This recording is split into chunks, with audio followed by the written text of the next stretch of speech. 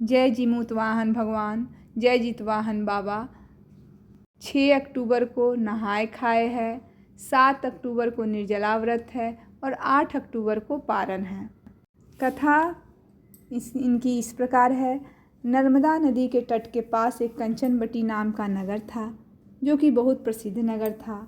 उस कंचनबटी नाम के नगर का राजा माल्यकेतु था, जो उस पर अपना राज चलाता था। नदी के पश्चिम दिशा की ओर एक मरुभूमि थी, जिस मरुभूमि को बालूहट्टा नाम से लोग जानते थे। वहाँ पर एक विशाल बहुत बड़ा घना पेड़ था और उस पेड़ पर एक चील रहती थी, जहाँ पर वह अपना रैन बसेरा करती थी। पेड़ के नीचे एक गुफा थी, जिसमें एक सियारिन रहती थी। सियारिन और चील में बहुत गहरी दोस्ती थी।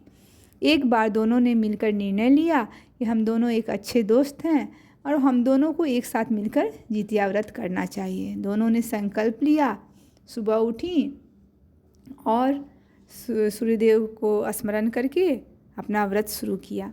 दोनों ने जीमूतवाहन भगवान की पूजा सच्चे मन से की और निर्जला व्रत किया। जिस दिन सियारिन और चील ने व्रत रखा, उस दिन उस नगर के बड़े व्यापारी की मृत्यु हो गई। उस व्यापारी का देह संस्कार उसी मरुस्थली भूमि में किया गया, जहाँ पर चील और सियारिन रहते थे। जब धीरे धीरे समय गुजरता जा रहा था, रात पास में आती जा रही थी। जैसे जैसे रात्रि का समय आया, सियारिन को भूख लग गई। जब उस सियारिन ने मुर्दा देखा तो वह खुद को रोक नहीं सकी और उस मुर्दे को खा लिया। इसके कारण उसका व्रत खंडित हो गया। परंतु चील ने अपना व्रत नहीं तोड़ा, अपने ऊपर नियंत्रण रखा और सूर्योदय के बाद उसने पारण किया। पूरी विधि विधान से गाय का कच्चा दूध लिया और पारण किया। सियारिन और चील का जन्म अगले जन्म में पता है। सियारिन और चील एक ब्राह्मण के घर में जन्म लेती हैं। यह दोनों ब्राह्मण के घर पर पुत्री के रूप में जन्मी थी। दोनों आपस में बहनें थीं। उस ब्राह्मण का नाम भास्कर था। जो चील थी वह बड़ी बहन के रूप में पंडित के यहाँ ब्राह्मण के यहाँ जन्मी है। उस जन्म में चील का नाम सीलवती रखा गया था। जो सीलवती थी, उसकी शादी उसके पिता भास्कर ने एक व्यक्ति जिसका नाम बुद्धि सिंह था उसके साथ कर दी। भास्कर ब्राह्मण के घर पर सियारिन ने छोटी बेटी के रूप में जन्म लिया। भास्कर ब्राह्मण ने उसका नाम कपूरावती रखा। भास्कर ब्राह्मण ने अपनी छोटी बेटी का विवाह नगर के राजा मलायकेतु से कर दिया था। छोटी बहन कपूरावती उस नगर के राजा की पत्नी होने से उस नगर की रानी बन गई। अब नगर का नाम कंचनबटी था।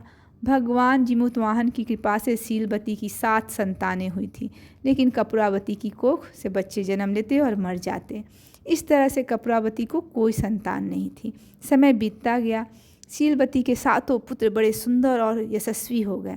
जब वह पुत्र बढ़े तब राजा के दरबार में काम करने लगे।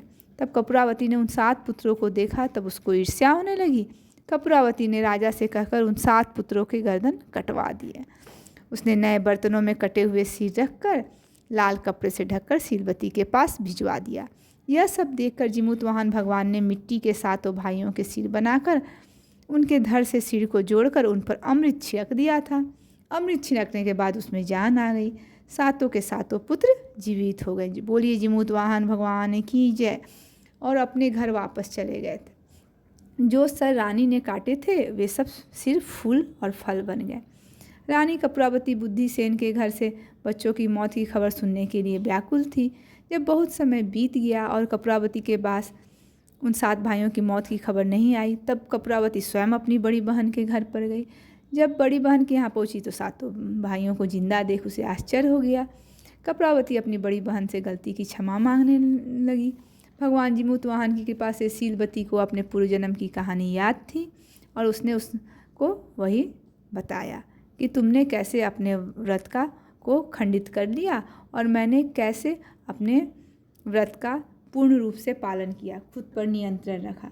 जो स्त्रियां अपने खुद पर नियंत्रण रखकर इस व्रत को, कठिन व्रत को करती हैं, उनके पुत्र दीर्घायु यशस्वी जीमूतवाहन भगवान की कृपा से होते हैं।